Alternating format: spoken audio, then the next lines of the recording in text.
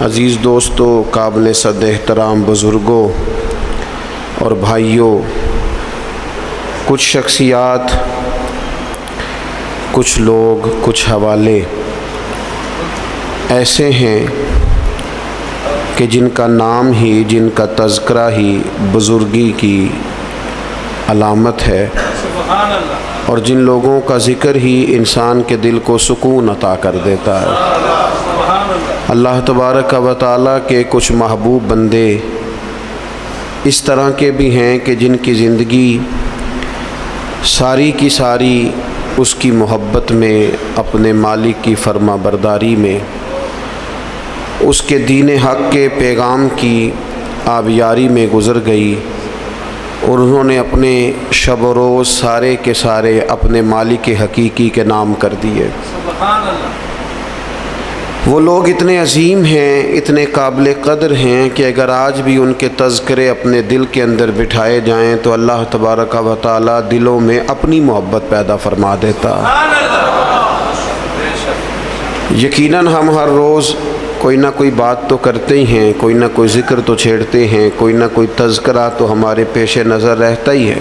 تو کیوں نہ ان لوگوں کے تذکرے زیادہ کیے جائیں جن کے تذکرے اللہ کے قرآن نے فرمائے، جن کی باتوں کو، جن کے انداز کو، جن کی گفتگو کو رب کریم نے قرآن حکیم میں بیان فرمایا۔ انہی عالی مرتبت ذی وقار اولی العزم لوگوں میں سے ایک بڑی ہستی حضرت ابراہیم علیہ السلام کی ہے۔ قرآن مجید ان کے تذکروں سے بھرا پڑا ہے، کس طرح انہوں نے اپنے مالک حقیقی کے قرب میں جد و جہد کی، کس طرح انہوں نے کوشش فرمائی، کس طرح اپنی ساری قوم کے سامنے وہ ڈٹ کے کھڑے ہو گئے، کس طرح انہوں نے کفر و شرک کے ایوانوں میں پیغام توحید بلند فرمایا، اور اس کے سامنے جتنی بھی رکاوٹیں آئیں، جتنی بھی آزمائشیں آئیں، جتنی بھی پریشانیاں آئیں، جتنی بھی لوگوں نے ان کے خلاف مہم جوئی کی، جناب ابراہیم کھڑے رہے، حتیٰ کہ ساری قوم نے مل کے آگ جلائی۔ جلانے والے سارے تھے اور جلنے کے لیے تیاری صرف حضرت ابراہیم خلیل کی تھی۔ ان ساری آزمائشوں سے، ساری تکالیف سے، سارے دکھوں سے حضرت خلیل علیہ السلام جب ہو گزرے تو رب کریم نے فرمایا واتخذ اللہ ابراہیم خلیلا، فرمایا اللہ تعالیٰ نے ابراہیم علیہ السلام کو اپنا گہرا دوست بنا لیا۔ ابراہیم علیہ السلام رب کے گہرے دوست ہیں، خلیل ہیں۔ نبی اکرم نور مجسم شفیع معظم صلی اللہ تعالیٰ علیہ وسلم تو حبیب ہے نا اللہ کے، حضور تو امام ہے نا رسولوں کے۔ نبی پاک کو تو اللہ نے جناب ابراہیم علیہ السلام سے بھی اونچی اور بلند رتبہ شان عطا فرمائی ہے نا، لیکن اس کے باوجود کہ حضور امام الانبیاء ہیں، سرور انبیاء ہیں، سید الرسل ہیں، اس کے باوجود رسول پاک نے جناب ابراہیم کی عظمتوں کو بیان فرمایا۔ اللہ کے قرآن میں بھی ان کی شانیں اور مصطفیٰ کے فرمان میں بھی ان کے تذکرے۔ اور بعض چیزیں تو ایسی ہیں کہ جن پہ نا واری ہونے کو دل کرتا ہے، یعنی وہ بات ایسی ہے کہ بندے کا قربان ہونے کو دل چاہے۔ اگر بندہ ہو نا صاحب دل، اور دل بھی اس طرح کا ہو کہ وہ کبھی کبھی دھڑکتا بھی ہو کسی کے لیے، اس میں محبت بھی ہو اللہ رسول کی، تو پھر وہ نا باتیں ایسی ہیں کہ جو تھوڑی سی نا کھینچ لیتی ہیں اپنی طرف۔ حضور علیہ الصلاۃ فرماتے ہیں قیامت کے دن نا لوگ کہیں گے، یہ حضور نے بیان فرمایا، کریم محبوب علیہ السلام فرمانے لگے قیامت کے دن لوگ کہیں گے جناب ابراہیم سے کہ آپ اللہ کے دوست ہیں، اس بات کا چرچا آسمانوں میں بھی ہے اور زمینوں میں بھی ہے۔ واتخذ اللہ ابراہیم خلیلا، آپ رب کے دوست ہیں تو یہ بات ڈھکی چھپی نہیں، یہ محبت عروج پکڑ گئی، شہرت پا گئی، یعنی زمانے کو پتہ چل گیا کہ جناب ابراہیم اللہ کے گہرے دوست ہیں، دنیا کو اس کا پتہ چل گیا۔ حضور فرماتے ہیں یہ ذکر ہوگا قیامت کے دن۔ آپ اس شخص کی عظمت کو سمجھ سکتے ہیں کہ جن کے تذکرے، جن کے القابات، جن کی شانیں اس زبان سے بیان ہوں جس زبان سے رب چاہتا ہے کہ اس کی توحید کا تذکرہ ہو۔ قل هو اللہ احد، محبوب آپ فرما دیں کہ اللہ ایک ہے۔ حضرت ابراہیم علیہ السلام کی عظمت، ایک شخص نے حضور کی بارگاہ میں آ کے عرض کی یا خیر البریہ، اے ساری مخلوق سے بہتر. تو محبوب نے مسکرا کے دیکھا، آنکھیں کھولی، محبت بھرے انداز میں فرمایا یہ جو تم نے مجھے خیر البریہ کہا ہے نا، یہ تو حضرت ابراہیم علیہ السلام ہے. گویا حضور فرمانے لگے یہ لقب جناب ابراہیم کا ہے. اپنے اپنے القابات ہوتے ہیں نا، آج کل القابات چوری کرنے کا بھی بڑا مزاج ہے، بڑا مزاج ہے، سب کو لقب چوری کرنے، یہ بھی میرا حصہ ہے، یہ بھی میرا حصہ ہے، یہ بھی میرا. خلیل اللہ انہی کا لقب ہے. اور حضور نے سب کی عظمتیں بیان کر کے اپنی شان، اپنی عظمت اپنی امت کو بتائی. فرمایا جناب موسیٰ کلیم اللہ ہیں اور بے شک ہیں، حضرت عیسیٰ روح اللہ ہیں اور بے شک ہیں. فرمایا جناب اسماعیل ذبیح اللہ ہیں اور بے شک ہیں، حضرت ابراہیم خلیل اللہ ہیں اور ہیں. لیکن فرمایا اعلیٰ وانا حبیب اللہ، یہ یاد رکھنا مجھے اللہ نے اپنا محبوب بنایا ہے، میں محبوب ہوں. اس بات کا تو یعنی ان کی عظمتوں کی موجودگی میں، وہ کسی نے اعلیٰ حضرت کے سامنے کہا تھا نا شان یوسف جو گھٹی وہ بھی اسی در پہ گھٹی. تو فرمایا یہ غلط بات تو نے کیوں کی؟ حضور کسی کو گھٹانے تو آئی نہیں. کہا پھر کیا کہنا چاہیے؟ فرمایا کہو شان یوسف جو بڑی وہ بھی اسی در سے بڑی. یہیں سے کرم ہوا جناب یوسف پر، ان کے تذکرے قرآن پاک میں آئے. قیامت تک جناب یوسف کا نام تلاوت کیا جائے گا. تو نبی پاک نے جناب ابراہیم علیہ السلام کی عظمتوں کو فرمایا خیر البریہ تو ان کا لقب ہے، یہ تو ان کو کہا جاتا ہے. حضور کے جو القابات ہیں وہ تو گنے نہیں نہ جا سکتے، لیکن نبی پاک علیہ السلام تو شانے دینے آئے ہیں نا، عظمت عطا فرماتے ہیں. حضرت ابراہیم کی عظمت جو امت کے دلوں میں حضور نے بٹھائی ہے، ان کی بلندی، ان کی شان، ان کا مرتبہ، ان کا مقام. میں نے کہا حضور امام الانبیاء ہیں، حضور سرور انبیاء ہیں، نبی پاک علیہ السلام امام ہیں جناب ابراہیم کے. حضرت ابراہیم نے بیت المقدس میں حضور کے پیچھے نماز ادا کی ہے. پر حضور فرمانے لگے ہر نبی نے نبیوں میں سے کسی نہ کسی کو دوست بنایا، نبیوں کی نبیوں سے دوستیاں ہوئیں. تو فوراً ذہن کی سطح پر سوال اٹھتا تھا حضور آپ کا دوست کون ہے؟ انبیاء کی صفوں میں ایک دوسرے سے دوستیاں لگیں، ہر نبی کی کسی پیغمبر سے دوستی ہوئی. تو یا رسول اللہ آپ کا دوست کون ہے؟ حضور فرمانے لگے میرے دوست وہی ہیں جنہیں اللہ نے اپنا خلیل بنایا ہے. واتخذ اللہ ابراہیم خلیلا، وہ میرے دوست ہیں جنہیں اللہ نے اپنا دوست بنایا. اور بعض چیزیں تو ایسی باریک ہیں کہ وہ جیسے بندہ زیادہ گہرائی میں نہیں اتر جاتا، زیادہ باریک ہو جاتا ہے اور چیزوں کو بڑی قریب کی سطح تک آ کے اس خوبصورتی اور اس کا حسن ملاحظہ کرتا ہے. اور انسان ان ساری نسبتوں سے بھی پیار کرتا ہے جن کا تعلق محبوب سے ہو جاتا ہے، ان گلیوں سے بھی پیار ہو جاتا ہے، ان رستوں سے بھی پیار ہو جاتا ہے. کسی نے بابا فرید سے رستہ پوچھا تھا دلی میں کسی شہر کا، کسی محلے کا، کسی علاقے کا، تو فرمانے لگے نہیں آتا. کب سے ہو دلی میں؟ فرمانے لگے سالوں بیت گئے. تو کہا گلی کا نہیں آتا؟ کہنے لگے دو رستے مجھے بالکل صحیح آتے ہیں، دو بالکل صحیح آتے ہیں رستے، بالکل پکے. ایک جو خواجہ قطب الدین صاحب کے گھر جاتا ہے، اور دوسرا اگر وہ حکم دیں تو جو واپس آتا ہے. دو رستے، ایک کو یار دی یاد پکائیے تے وہ یاد مکمل کیتی ہے. جو کام کرنے والا تھا اس میں کوتاہی، وہ اس میں کوئی قضا نہیں کسی قسم کی.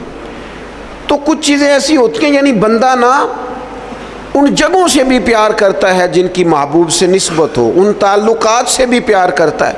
ہمارے ہاں لوگ یہ کام نہیں کرتے، ہمارے ہاں لوگ فرد واحد سے محبت کرتے ہیں، نسبتوں کو چھوڑ جاتے ہیں. ہم سادے لوگ ہیں نا، تو ایک دفعہ ایک بزرگ اور ہمارے عزیزوں میں سے ہی اور ان کی اہلیہ دونوں میاں بیوی بوڑھے تھے، تو اپنے داماد کی کچھ شکایتیں اور کچھ دکھ بیان کر رہے تھے. تو دکھ بیان کرتے کرتے کہہ رہے تھے منڈا بڑا چنگا ہے، گھر دے نہیں سو ٹھیک، منڈا بالکل ٹھیک ہے، ماں سکھاندی ہے، باپ غلط گائیڈ کرتا ہے، کچھ تھوڑا جا نقص پہنا پائیاں چ بھی ہے.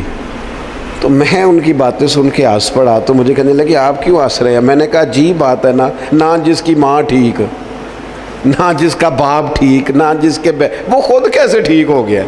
یہ انوکھی بات ہے کہ اس سے تعلق رکھنے والی کوئی شے ٹھیک نہیں۔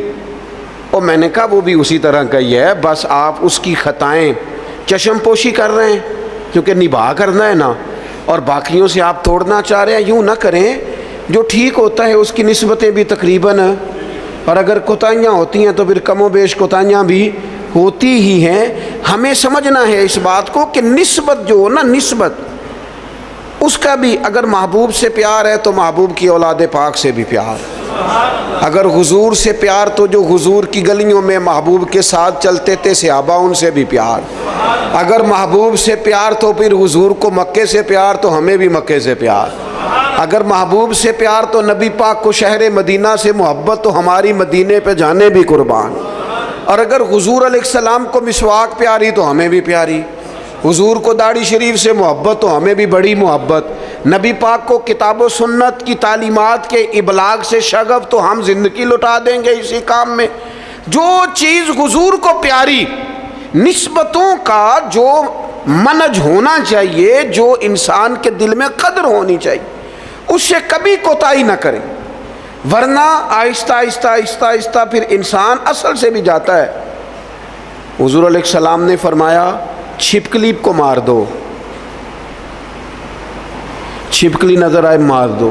حضور اس کا قصور، جانور تو بڑے گھومتے ہیں نا، اور درجنوں اور بیسیوں جانور ہیں، اور حشرات الارض ہمیں زمین پہ چلتے دکھائی دیتے ہیں، تو چھپکلی ہی کو کیوں مارے؟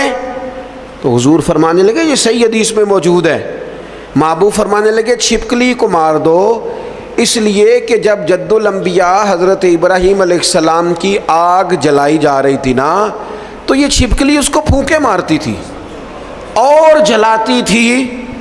تو جناب ابراہیم سے اگر چھپکلی بھی اختلاف کرے تو ہمیں وہ چھپکلی بھی پسند نہیں۔ حضرت ابراہیم خلیل علیہ السلام کی اللہ سے محبت، حضرت ابراہیم خلیل علیہ السلام کو اللہ نے اپنا گہرا دوست بنایا۔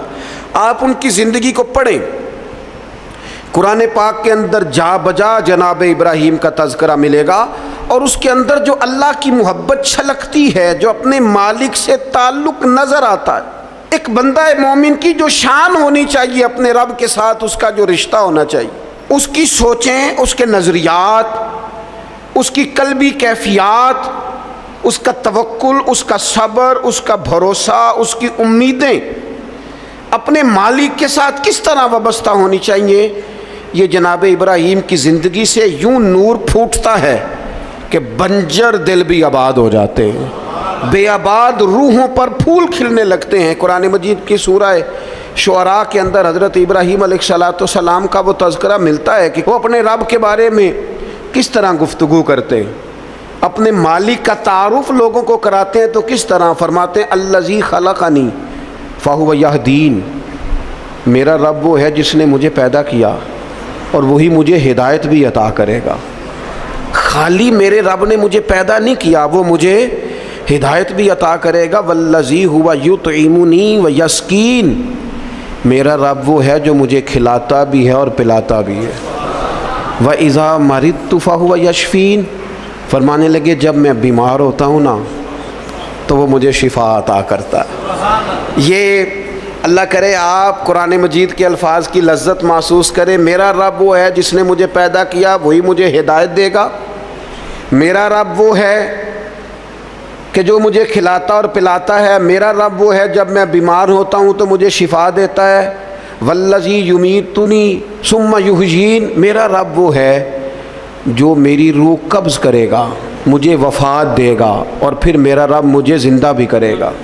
اور فرمایا والذی اطمع ان یغفر لی خطیئتی یوم الدین، قربان جائیں، لفظ دیکھیں، عاجزی دیکھیں۔ اللہ کے نبی تو معصوم ہوتے ہیں، خطاؤں سے پاک ہوتے ہیں، لیکن فرمانے لگے پھر مجھے امید ہے کہ میرا رب قیامت کے دن میری خطائیں بھی معاف فرما دے گا، میرا رب قیامت کے دن میری خطائیں بھی معاف کر دے گا۔ یہ حضرت ابراہیم علیہ السلام اپنے مالک کا تعارف کرا رہے ہیں، تذکرہ ہو رہا ہے۔ سب سے پہلے ارشاد فرمایا الذی خلقنی فہو یہدین، میرا رب وہ ہے جس نے مجھے پیدا کیا اور وہی مجھے ہدایت دے گا۔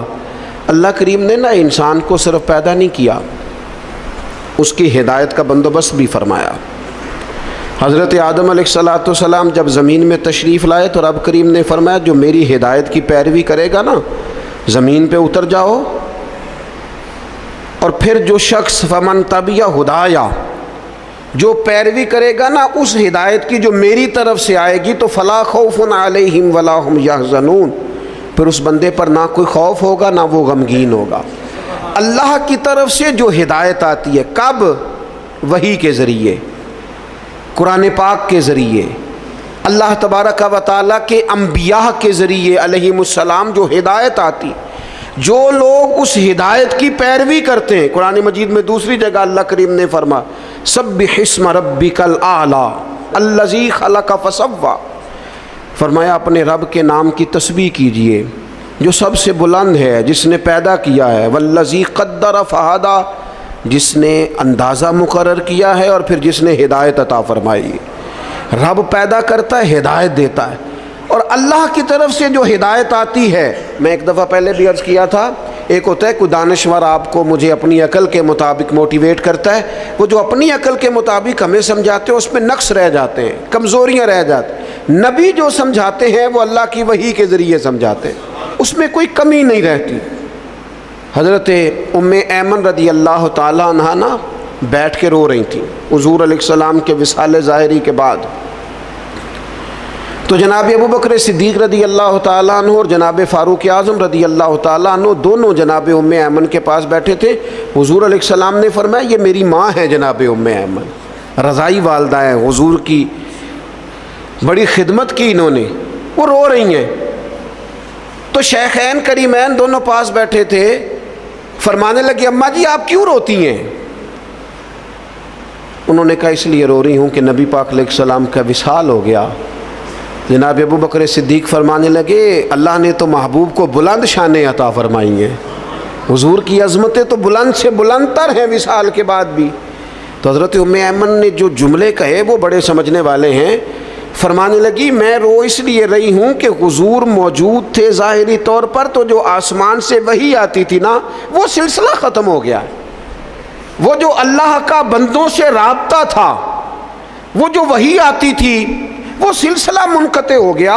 تو اللہ تعالیٰ اپنے بندوں کی ہدایت کا بندوبست کرتا ہے، جناب ابراہیم فرما رہے ہیں، قرآن مجید اس کا تذکرہ کر رہا ہے۔ ہمیں وہ ہدایت لینی چاہیے جو کتاب و سنت سے ہمیں ملتی ہے، وہ رہنما اصول لینے چاہیے جو ہمیں کتاب و سنت سے میسر آتے ہیں۔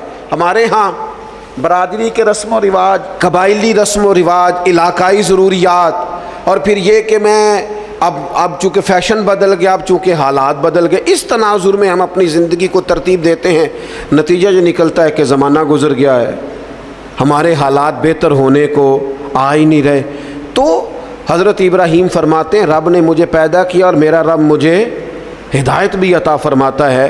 پھر فرمایا والذی ہوا یطعمنی ویسقین، میرا رب وہ ہے جو مجھے کھلاتا بھی ہے اور پلاتا بھی ہے۔ کھلاتا پلاتا کون ہے؟ یہ چونکہ بات حضرت ابراہیم کی ہے اور بیان قرآن مجید فرما رہا ہے، بات میں گہرائی بڑی ہے۔ فرمایا میرا رب وہ ہے جو مجھے کھلاتا بھی ہے، اور پہلے تو اس نے بندوبست کیا، زمین میں اناج پیدا کیا، اور پھر مختلف انواع و اقسام کی چیزیں پیدا کی، گندم بھی ہے، جو بھی ہے، مکئی بھی ہے، جس کی طبیعت کو جو موافق ہے وہ لے سکتا ہے، ہر قسم کی چیزیں پیدا کی۔ اور جناب ابراہیم کہتے ہیں یہ میرا رب ہی کھلاتا پلاتا ہے، یہ ساری چیزیں پیدا کرنے کے بعد پھر بھی اگر سے دے تبھی بندہ کھا سکتا ہے، خدا نہ خواستہ منہ میں زخم ہو جائے تو بندہ کھا سکتا ہے؟ پکی ہوئی ہے چیز آ گئی ہے آپ کے سامنے پڑی ہے، نہیں کھا سکتے۔ کھائیں گے کب؟ جب رب کھلائے گا۔ پئیں گے کب؟ جب رب پلائے گا۔ سامنے چیزیں پڑی ہیں، بہترین بنی ہوئی ہیں، وہ کہتا ہے میرا معدہ قبول نہیں کرتا، اب میں اس کو ہضم نہیں کر پاتا، اب میری طبیعت کے ساتھ جناب ابراہیم علیہ السلام کی باتیں، رب کی محبت میں کی ہوئی باتیں، اللہ کے پیار میں کی ہوئی باتیں، فرمانے لگے کھلاتا بھی اللہ ہے، پلاتا بھی اللہ۔ میرے نبی پاک علیہ السلام نے اس بات کو بڑا کھول کے بیان کیا جب سرور کائنات صلی اللہ علیہ وسلم نے وصلی روزے رکھے نا، مسلسل روزے، سرکار افطار نہیں کرتے، مسلسل روزہ رکھ لیتے. تو بعض صحابہ نے بھی رکھے تو ان کی طبیعت میں نکاہت آ گئی، علیل ہو گئے. تو حضور نے فرمایا تم میں میری مثل کون ہے؟ فرمایا میں تو اپنے رب کے پاس رات گزارتا ہوں، مجھے کھلا بھی دیتا ہے پلا بھی دیتا ہے. مجھے میرا رب کھلاتا پلاتا ہے، کھلاتا پلاتا رب بھی ہے. آپ یقین کریں نعمتیں جتنی مرضی ہوں، والذی ھو یطعمنی ویسقین. جناب ابراہیم کہتے ہیں میرا رب مجھے کھلاتا ہے اور میرا رب ہی مجھے. پھر حضرت ابراہیم آگے فرماتے ہیں وَإِذَا مَرِضْتُ فَهُوَ يَشْفِينِ، وَإِذَا مَرِضْتُ فَهُوَ يَشْفِينِ. فرمایا جب میں بیمار ہوتا ہوں تو میرا رب مجھے شفا. سبحان اللہ. جناب ابراہیم کا انداز دیکھیے، فرمایا بیمار میں ہوتا ہوں، یہ نہیں فرمایا وہ بیمار کرتا ہے، بیمار میں ہوتا ہوں. یہ عاجزی دیکھیں، یہ تعلیم امت دیکھیں، یہ سمجھانے کا انداز دیکھیں. جب میں بیمار ہوتا ہوں نا وہ مجھے شفا عطا کرتا ہے. اللہ کے انبیاء کرام علیہم السلام یا اولیاء کرام جب بیمار ہوتے ہیں نا تو ان کی بیماری آزمائش ہوتی ہے، ان کے درجات کی بلندی ہوتی ہے، اللہ کا قرب اور بڑھتا ہے. ان کی بیماری معاذ اللہ کسی قسم کی سزا نہیں ہوتی. لیکن میری اور آپ کی طرح کے لوگ، ہم جو گناہگار لوگ ہیں، ہم کیوں بیمار ہوتے ہیں جی؟ شوگر کیوں ہوتی ہے؟ زیادہ میٹھا کھایا، اپنے جسم کو آرام دہ کیا، کوئی ورزش نہیں کی، کوئی کوشش نہیں کی، کوئی جد و جہد نہیں کی. مومن کی زندگی اس طرح نہیں ہوتی کہ وہ ساری بستر کی نظر کر دے، وہ موبائل لے کے لیٹا ہے تو لیٹا ہی لیٹا ہے. یہ اس کی لائف نہیں ہوتی. مومن کی زندگی فعال ہوتی ہے، جد و جہد والی ہوتی ہے، کوشش والی ہوتی ہے، اس کے اندر ہمت اور توانائی پائی جاتی ہے. مومن کا کام ہے مسلسل آگے بڑھنا، کوشش کرنا. لیکن ہمارے ہاں اب وہ سستی، وہ روایتی آرام طلبی. اقبال کہنے لگے لہو مجھ کو رلاتی ہے جوانوں کی تن آسانی. تو یہ اسی طرح جو لوگ زیادہ چکنائی استعمال کرتے ہیں، وہ بد پرہیزی کرتے ہیں، زیادہ مرغ اور زیادہ مسالہ جات چیزیں استعمال کرتے ہیں تو کولیسٹرول ہو جاتا ہے، خدا نخواستہ دل کے امراض بڑھ جاتے ہیں اور بہت سارے امراض لاحق ہو جاتے ہیں. تو یہ ہماری جو بیماریاں ہیں نا وہ تو ہماری وجہ سے ہیں. تو جناب ابراہیم علیہ السلام فرمانے لگے جب میں بیمار ہوتا ہوں تو میرا رب مجھے شفا دیتا ہے. میں نے کہا اللہ کے نبی جو ہوتے ہیں، پیغمبر جو ہوتے ہیں، ان کی بیماری تو ان کی معاذ اللہ کمزوری کی وجہ سے نہیں ہوتی، وہ تو معصوم ہے. فرمایا جب میں بیمار ہوتا ہوں، ہماری تعلیم کے لیے فرمایا جب میں بیمار ہوتا ہوں، کمزوری کی، غلطی کی، بیمار ہو گئے، لیکن وہ بڑا کریم ہے، وہ اپنے فضل سے شفا عطا فرما دیتا ہے. وہ اپنے بندوں کو، نبی پاک علیہ الصلوۃ والسلام فرماتے ہیں رب نے کوئی بیماری نہیں پیدا کی جس کی دوا نہ پیدا کی ہو. وہ میں اکثر کہتا ہوں بعض لوگ تھوڑے زیادہ نیک ہو جاتے ہیں، نیکی بھی تھوڑی چند قدم آگے گزار لیتے ہیں شریعت سے آگے، کچھ زیادہ ہی پرہیزگار ہو جاتے ہیں. وہ خدا کے بندے دائرہ شریعت کے اندر حضور نے منع فرمایا تھا ساری رات کھڑے ہو کے عبادت نہ کرنا، کچھ دیر آرام بھی کرنا. جی میں نے عبادت ہی کی ہو، بھائی عبادت کر، پر جو دین تجھے بتاتا ہے اس کے دائرے میں رہ. وہ جی ہم دوائی نہیں استعمال کریں گے، ہمارا اللہ پہ بھروسہ ہے. او خدا کے بندے جب حضور فرما رہے ہیں، نبی کریم فرما رہے ہیں کہ اللہ نے کوئی مرض ایسا نہیں پیدا کیا جس کی دوا پیدا نہ کی ہو سوائے بڑھاپے اور موت کے. بوڑھا بھی انسان نے ہونا ہے، مر بھی انسان نے جانا ہے، اس کی دوا کوئی نہیں. باقی اللہ نے ہر بیماری کی دوائی پیدا کیا، اور دیکھ لے وقت کے ساتھ ساتھ وہ دوائیاں دریافت ہو رہی ہیں. تو فرمایا میں بیمار ہوتا ہوں، میرا رب مجھے. حضرت امام جعفر صادق اس آیت کے تحت کیا فرماتے ہیں؟ فرماتے ہیں یہ ہماری تعلیم کے لیے نا، جب میں بیمار ہوتا ہوں تو میرا رب مجھے شفا عطا کرتا ہے. امام جعفر صادق فرماتے ہیں جب لوگ گناہ کر کے بیمار ہوتے ہیں نا تو اللہ انہیں توبہ کی توفیق دے کے شفا عطا فرما دیتا. حضرت شیخ ابو بکر شبلی رحمۃ اللہ علیہ فرمانے لگے جب لوگ دنیا میں پوری طرح محو ہو جاتے ہیں اور دنیا داری کر کر کے بیمار ہو جاتے ہیں، پھر رب جب فضل کرے اور اپنے دیدار کی لذت پیدا کر دے تو اس کا مطلب ہے رب لذت پیدا کر کے شفا عطا فرما رہا. جب میں بیمار ہوتا ہوں تو پھر میرا رب مجھے شفا عطا کرتا ہے. والذی یمیتنی ثم یحیین، فرمایا وہی مجھے وفات دے گا اور پھر وہی مجھے زندہ بھی کرے گا، پھر کھڑا کرے گا قیامت کے دن مجھے. اور فرمایا والذی اطمع، مجھے امید لگ گئی ہے. اعلیٰ حضرت نے ترجمہ کیا ہے مجھے آس لگی ہے، یہ میری آس ہے. کیا؟ ان یغفر لی خطیئتی، کہ وہ میری خطائیں بخش دے گا. میں نے کہا انبیاء معصوم ہوتے ہیں، یہ بھی ہماری تعلیم کی. امید رکھو کسی جگہ بھی، کسی مقام پر نا امید نہ ہونا. اللہ معاف کرنے والا. امید لگی ہے کہ وہ میری خطائیں بخش دے گا. کب؟ یوم الدین، قیامت کے دن. وہ میری خطائیں صبح قیامت معاف کر دے گا. حضرت ابراہیم علیہ السلام کے تذکرے، جناب ابراہیم کی عظمتیں، اپنے مالک کو پہچاننا، اپنے رب سے دعائیں مانگنا، یعنی اس تصور کو بار بار اپنے دل میں پیدا کرنا کہ مجھے پیدا کرنے والا میرا اللہ ہے، ہدایت کا نور دینے والا میرا اللہ ہے، کھلانے پلانے والا میرا اللہ ہے، میں بیمار ہوتا ہوں تو شفا دینے والا میرا اللہ کریم ہے. وہی مجھے موت دے گا، پھر وہی مجھے زندگی عطا کرے گا. امید ہے قیامت کے دن وہ میری خطائیں بھی معاف کر دے. اپنے دلوں میں یہ جذبہ لائیے، اپنے مالک کے حضور اپنا سر نیال جھکائیے، نکلیے تھوڑا سا دنیا کے جھمیلوں سے، دنیا کی باتوں سے. کیمرے کے پیچھے دنیا نہیں ہے.